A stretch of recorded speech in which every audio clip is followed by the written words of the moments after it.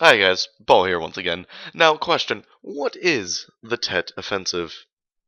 Well, on January 30th, 1968, on the holiday of Tet, which is basically the New Year's Eve of Vietnam, which just so happened to be the same time where there were many burials for fallen Vietnamese soldiers. But instead of bodies, there were guns. Many of the people who were attending the funerals at this time were not civilians, but instead they were Viet Cong. Now let me back it up a bit and tell you about how all those Viet Cong got there. In the year prior of 1967, the North Vietnamese went through South and Cambodia down a path called the Ho Chi Minh Trail, under the command of Hoang Van Thai, a Viet Cong general and the leader of the Tet Offensive, where 80,000 communist troops went to over 120 towns/cities, preparing an attack. Well, let's do some math here. 80,000 divided by 120 is about 666 Viet Cong per place. Coincidence?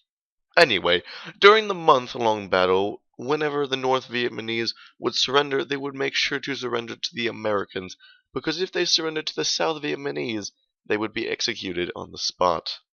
Over the course of the battle, the Americans and the ARVN, Army of the Republic of Vietnam, lost only about 3,000, and the Viet Cong lost 32,000. Now, this may seem like a victory to the South Vietnamese, but in the eyes of the Americans, it was anything but a victory. Before the Tet Offensive, the United States said only 20% of the population were Doves and 52% were Hawks. And as we all know, the Doves were against the war and the Hawks were for the war. But after the Tet Offensive, it was a split 40-40, where 20% didn't even vote. With Americans thinking that the war was coming to an end and then finding out that the Viet Cong could attack anywhere, at any time, in as many places as they wanted, the American people knew it would be a while before the war ended. After the month-long battle of the Tet Offensive, President Johnson's popularity dropped to the point where 6 out of 10 Americans disliked him as president.